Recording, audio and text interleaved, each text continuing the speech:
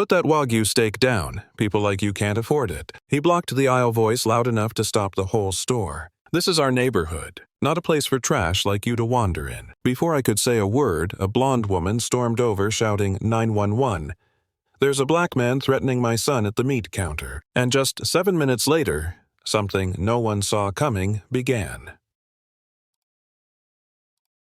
He didn't budge, just stood there smug as hell, towering over my cart like he owned the damn store. Eyes locked on the steak, his mouth curled up into a sneer. You probably stole that, huh? Thought no one would notice. A couple near the organic tomatoes froze mid-grab. Another shopper pulled out her phone. I said nothing. Reached calmly for an avocado, felt the weight, the softness like nothing had happened. That made him furious. He stepped closer. I'm Cody Harlow. My mom runs this community. You don't belong here. Not in this store, not in this zip code, and definitely not with that steak. The air shifted. Whispers, eyes, phones recording. The silence turned sharp. And then his mother arrived. She swept in like she owned the building, designer tracksuit, perfect highlights, fake concern etched on her Botox-stiff face. Without asking a single question, she barked, My son is absolutely right. You don't belong here. You're making people uncomfortable. She turned to the small crowd now forming near the dairy section. He's aggressive. He followed my son. I'm calling 911 right there, in front of everyone. She dialed. Yes, a suspicious black man. He's threatening us. Yes, right now. Hurry. Cody crossed his arms, grinning like he'd already won. A young employee looked frozen behind the cash register. No one moved. No one spoke. I stared at the steak in my cart, still untouched, still mine. I took a deep breath and said the only words I needed to go ahead. Call them. She didn't flinch, didn't pause. Officers will be here in minutes. I'll make sure you never walk into our store again. Her voice was pure venom wrapped in privilege. A middle-aged man whispered to his wife, This is getting bad. Another shopper was filming from behind a stack of eggs. Cody stepped forward again. Better hand over that steak now before things get worse. I said nothing, just started walking toward the checkout, pushing my cart slowly, deliberate, calm. But every step felt like walking through a minefield. He followed me, loudly, insulting me, claiming I was intimidating him. Then came the words that snapped something inside me. People like you bring crime. My mom says you people ruin neighborhoods. That was it. The mask dropped, and the truth spilled out for everyone to hear. By the time I reached the front, 2 squad cars were pulling up outside. Victoria was already at the entrance arms, flailing, spinning her story to the arriving officers. That's him. He harassed my son, threatened us. He doesn't even live here. The younger cop looked confused. The older one squinted at me, then at the crowd behind me. Phones, eyes, silence. I stood still, didn't say a word. Victoria walked up again, smug now. They'll take you back where you came from. Cody laughed behind her. One officer finally approached, asked for ID, address, name. I nodded calmly. You want to verify where I live? I smiled. Then let's take a little drive. You're welcome to follow me. They hesitated, then agreed. Victoria's smirk grew wider. She had no idea what was coming. Victoria strutted outside like she'd just won a damn award. Let's go, boys. Follow that liar. We'll see what rat hole he crawled out of. She made sure the neighbors saw her say it loud and proud. Cody right behind her, smirking like a prince on parade. I walked to my car, started it. The officers followed in their cruiser. Victoria and Cody tailed behind in their luxury SUV. Still filming, still narrating like a live reality show. One officer radioed in for address confirmation. Victoria leaned out her window and shouted, I hope this ends with him in cuffs. That'll teach people like him. They expected a dirty apartment, maybe a rundown house behind a gas station. What they got instead was something that shut every single mouth. Because 2 minutes later, we turned the corner, and my gates opened. The gate slid open with a soft chime. Polished stone driveway. Smart landscaping. 3-car garage. Security system blinking gently on the walls. The officers slowed down. Victoria's SUV jerked to a stop behind them. No. This can't be right. Her voice cracked. Cody leaned forward, eyes wide, for the first time silent. I parked, stepped out, walked toward the front steps like I'd done every day for years. The younger officer glanced at his partner, then back at me. Victoria scrambled out of her SUV. "Whose house is this?" There's no way I turned slowly, looked her in the eyes. "You said you wanted to verify where I live." She didn't speak, couldn't, because this house was twice the size of hers and 10 times more elegant. Victoria froze, blinking like the sunlight betrayed her. "This is fraud. There's no way someone like you could afford this." I raised an eyebrow, said nothing. The older officer asked, "Sir, is this your residence?" I nodded. "Title, utility bills, HOA records, want to see them." Victoria stormed up the steps. "You must have lied. Stolen identity, some kind of scam." Cody hung back, finally realizing the script had flipped. That's when she snapped. "I'm the HOA president, and I want him investigated. He's a threat to our community. Look at him." The officer frowned. "Ma'am, you're making this worse." She pointed at me, trembling with rage. "I know your type. You come in, act like you belong until everything goes downhill." I smiled for the first time. You have no idea what's about to go downhill. The next morning it started. Ding dong. 12 large pizzas, none ordered, none paid, all in my name. Then came the Chinese food, then Amazon packages, then an $800 refrigerator. By noon, my driveway looked like a shipping warehouse. Taped to one of the boxes was a flyer, my face poorly photoshopped under the headline, "Predator in Our Neighborhood. Beware."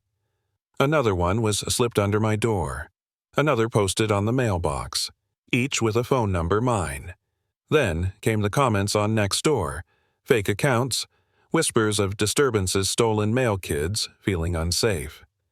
I didn't respond, didn't engage, but I knew exactly who was behind it.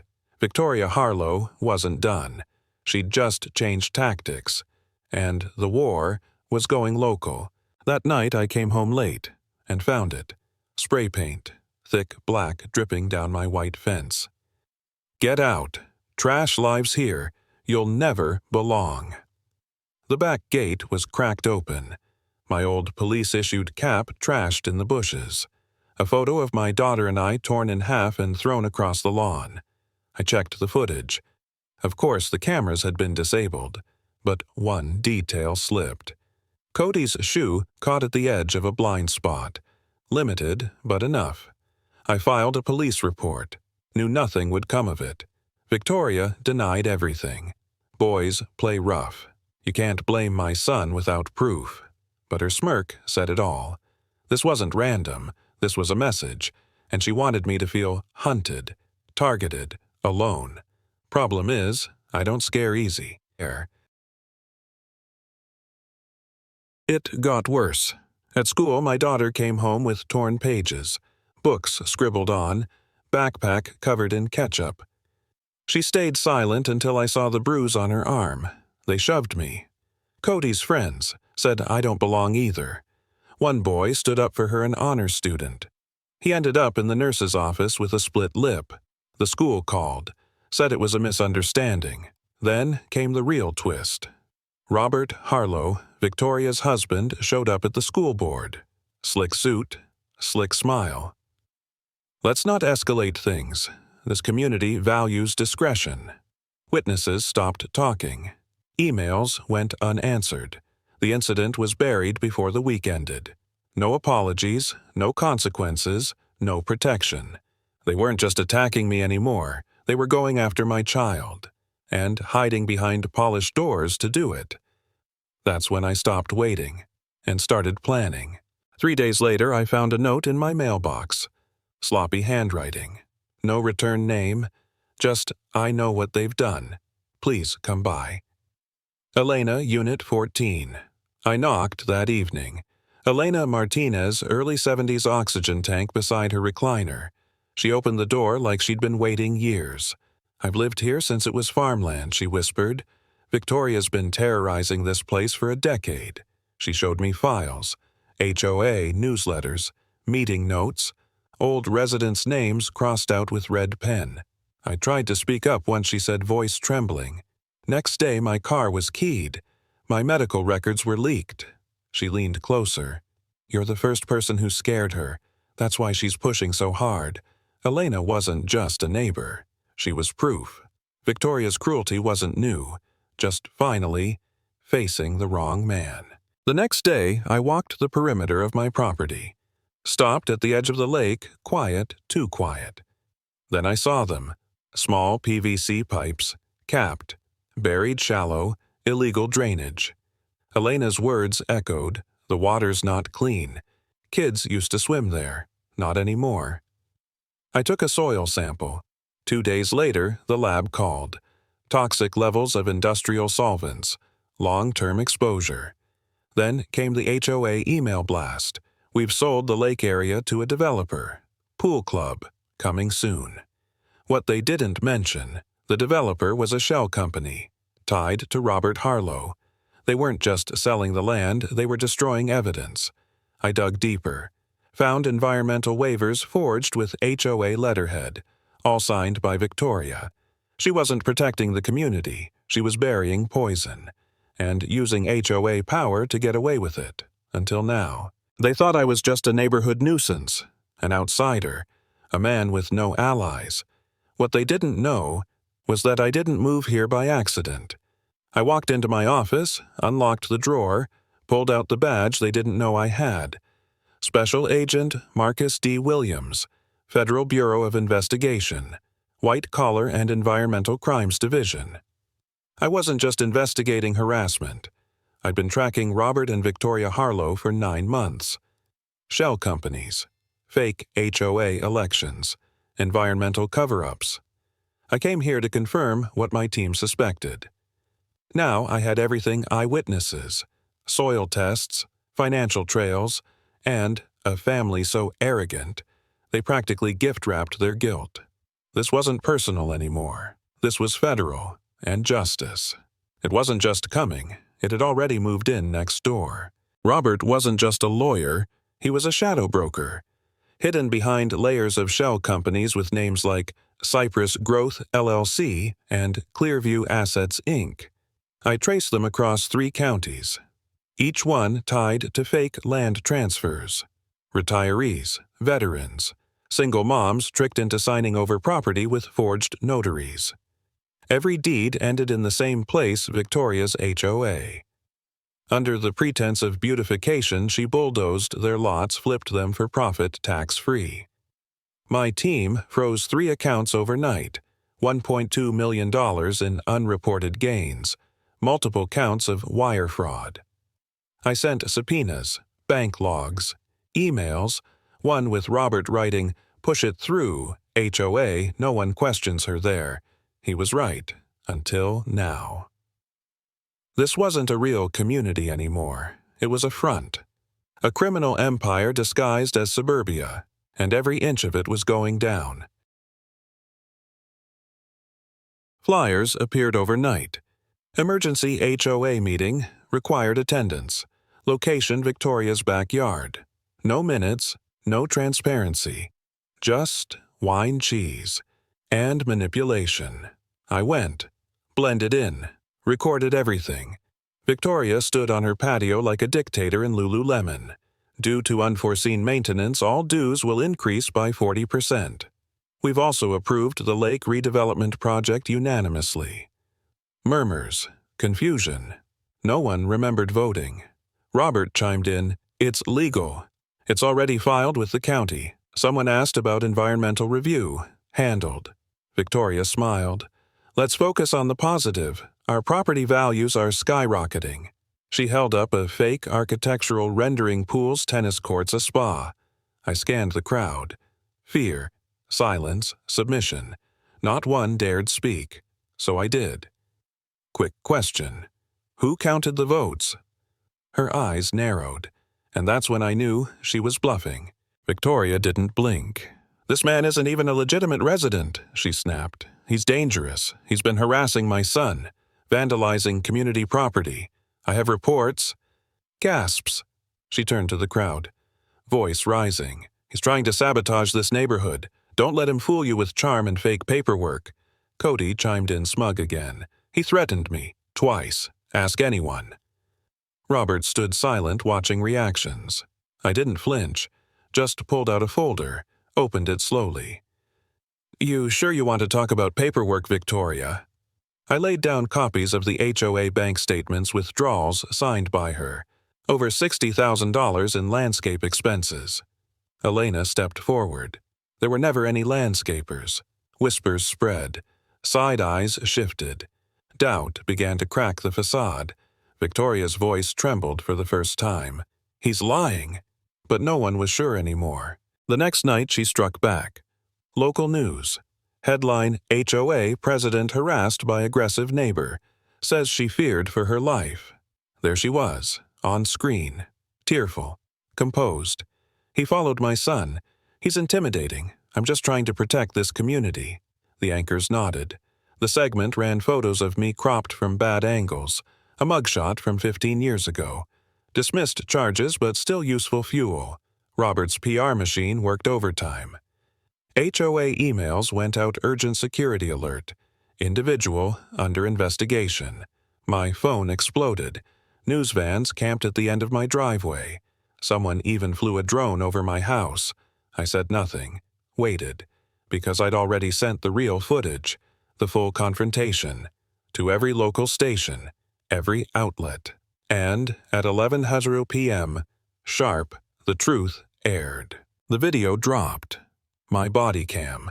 Uncut. From the supermarket. The confrontation. The racial slurs. The 911 lie. Every second. It aired right after Victoria's teary segment. The shift was instant. Comment sections exploded. "Wait. She called the cops. That's not what she said on TV." She lied. On camera. By morning, 3 outlets issued corrections. 1 anchor publicly apologized on air. Victoria went quiet. Temporarily. Behind the scenes, I met with Gerald, my attorney. "You want to take them down clean?" I nodded. "No settlements. No silencing." He opened a case folder. "Then we go federal, wire fraud, environmental crimes, HOA abuse. I'll prep subpoenas." For the first time in weeks, I felt the tide turn. Not with noise, with law, with truth. And I wasn't done yet. Just when the tide turned, she pulled her nastiest card. An anonymous complaint. Filed to the mayor's office. Accusing me of misusing federal position to intimidate civilians. 2 hours later, Internal Affairs called. Effective immediately, you're placed on administrative leave. Pending review. My badge was frozen. My access revoked. My investigation stalled. Victoria's face returned to the news. "We're relieved officials are taking action. We must feel safe in our own neighborhood." It was a setup. Deliberate. Coordinated. Robert's law firm leaked edited clips, out-of-context emails, old disciplinary reports long cleared. Public doubt crept back in. Even some neighbors backed away. But what they didn't know, I'd already anticipated this. And I wasn't the only one building a case, because somewhere in a quiet safe sat everything they feared most on camera, on tape, and ready for court. I stayed silent, didn't argue, didn't post, but I wasn't idle. Elena handed me a USB. Inside, HOA voice memos, financial emails, and one folder titled "Do Not Delete." It contained surveillance footage, Victoria yelling racial slurs in a board meeting, Robert joking about bulldozing the poor, but that wasn't the best part. My daughter, curious, furious, dug deeper. "Dad." I found this. It was an archived web forum, former Garden Hollow residents speak out. Dozens of stories. Photos, screenshots. Victoria Harlow is a fraud. She evicted my grandparents over a $50 fee. She stole common land and sold it. Some posts were years old. Some had names, emails, even scanned letters. Real people, real victims, and all ready to testify. The ghosts of her past were coming back, louder than ever. Gerald moved fast. Sworn affidavits. 7 former residents. Each with a story of extortion, forged fees, forced sales. But one brought something else I used to help count HOA ballots, until I noticed duplicates. He pulled out a spreadsheet, rows of names, same addresses, same handwriting. She created fake homeowners, ghost voters, dozens of them. We cross-checked with the county. Half didn't exist. The other half dead. Gerald leaned back stunned. She's not just corrupt. She rigged every election to stay in power. The irony stung. Victoria, who screamed about law and order, had built her throne on forged ballots and fake democracy. I forwarded everything to federal prosecutors, the House of Cards. No longer trembling. It was starting to collapse. And we were holding the match. We weren't done. Gerald traced deeper into Robert's firm. Past the HOA, past Garden Hollow, he found a maze of LLCs registered to P.O. boxes, operated under aliases, all feeding into offshore accounts. One name kept popping up, Redline Asset Group. It was a laundering front, used to legitimize millions from inflated HOA fees, forged land deals, and consulting charges for projects that never existed. Worse. Some of those funds linked directly to a federal contractor under investigation for fraud. Gerald looked up. Robert isn't just a fixer, he's the architect. Robert Harlow had built a quiet empire not just on HOA power, but by hiding behind law firm privilege.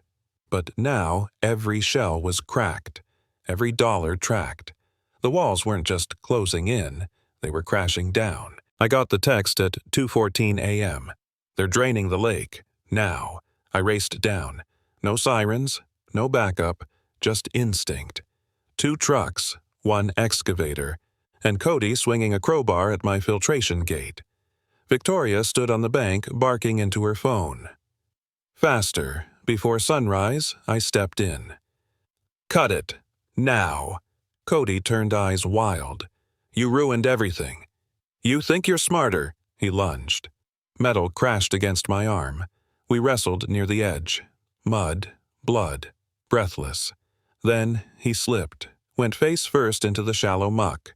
Coughing, spitting, scrambling, Victoria screamed. Don't touch him. I'll sue you for assault. I stood bleeding, panting. I've got it all on camera. Keep digging that hole, Victoria. You're almost there, and I meant it literally and legally. Back home, I wrapped my arm, filed the report, downloaded my body cam. Then my phone buzzed. Voicemail. Unknown number. Timestamp 2:42 a.m. I hit play. Marcus, it's Cody. I didn't mean to. I panicked. Mom said you were bluffing, but you're not, are you? Heavy breathing. Then she and Robert, they planned all of it. The fake votes, the stolen money, even that lake thing. She told me to keep pushing you until you cracked. Said you were too clean. Said we had to make you snap. Pause. If she finds out I called you, I'm dead. Tell them I confessed. Just get me out of this. I stared at the screen. A confession, a motive, and a turning sun. Sometimes, the truth leaks from the inside. Courtroom. Packed. Cameras. Murmurs. Flashing bulbs. Gerald stepped up. Your Honor, today we present irrefutable proof of systemic corruption, racial harassment, and HOA fraud. One by one, he laid it all out. Forged ballots, offshore transfers, false environmental permits, fabricated board meetings, screens lit up, bank logs, surveillance footage, voice memos. Victoria laughing as she discussed cleansing the lake, and then Cody's voicemail. His voice trembled through the speakers. Victoria turned ghost white. Robert dropped his pen. Then came witnesses. Elena. former residents, even my daughter, clear strong. They tried to break us. We didn't break. The judge listened. The jury leaned in. And for the first time, Victoria had no script, no control, no escape. The truth wasn't whispered anymore. It was broadcast, and it hit like thunder. Just when the courtroom thought it heard the worst, Gerald glanced at me. I nodded. Permission to present final exhibit, Your Honor. The judge agreed. We played the tape. Victoria's voice. Clear. Cruel. Let them drink from that lake if they get sick, less trash around here. Laughter. Robert chiming in. Once we sell, we'll bury everything, especially him. Then, the kicker Victoria mocking my wife's death. Guess cancer doesn't skip trash genes. She cackled. Robert chuckled. Gasps. Jurors stiffened. One reporter dropped her pen. Victoria tried to speak. Judge silenced her. Enough. That wasn't evidence. That was a moral X-ray. It showed the rot beneath their smiles, the sickness behind the silk blazers, and it ended with 6 words from the bench. Let the record show malice proven. Justice was no longer coming. It had arrived. The verdict came fast. Guilty, on all counts, wire fraud, environmental crimes, witness tampering, hate crimes, election manipulation, tax evasion. Victoria Harlow, 38 years. Robert Harlow, 42 years. Cody Harlow, 12 years. Juvenile adult transfer, fines in the millions. All assets seized. Disbarment. Public disgrace. As the cuffs clicked, Victoria didn't scream, didn't cry. She just stared like she never imagined this ending. Cody sobbed. Robert said nothing, but the public, they erupted. News headlines, suburban tyrants fall, HOA empire exposed, justice in Garden Hollow. Neighborhoods across the country began investigating their own HOAs. The Harlow name became a cautionary tale, a case study, a warning, and in that courtroom, as the gavel slammed, I finally exhaled. Not in victory, but in restoration. Justice wasn't about revenge, it was about balance, and balance was finally restored. The settlement came in, $7.3 million. I didn't keep a cent. Every dollar went into restoring the lake, filtered, dredged, protected. We turned it into a public sanctuary, native plants, clean water, free for the community. Next, we launched a national fund, the Hollow Justice Project. Legal defense for victims of HOA abuse, housing discrimination, and community corruption. Our first spokesperson, my daughter. She stood on stage confident. This isn't just about my dad, it's about every voice that was silenced, and won't be any more. Elena joined the board. So did 3 of the evicted residents. And the Harlows. Their mansion was auctioned. Proceeds funded clean water filters for underserved schools. I didn't want revenge, I wanted change. And change was growing right where their empire once stood. Before you go, just remember this. The man they called a threat was a protector. The woman they called a leader was a liar. And the people no one listened to, they held the truth all along. Don't judge a book by its cover because the cover never tells you who's brave, who's broken, or who's about to change the world. Stand up when it's hard. Speak out when it's dangerous. Because silence never saved anyone. And justice. It always starts with one voice saying, "This isn't right," to everyone who's ever been dismissed, profiled, or underestimated. This story was for you. Thank you for staying with us. If it moved you, share it. Like, subscribe, and help us keep these stories alive. We'll see you next time. But, until then, stay bold, stay human, and never stop fighting for the truth.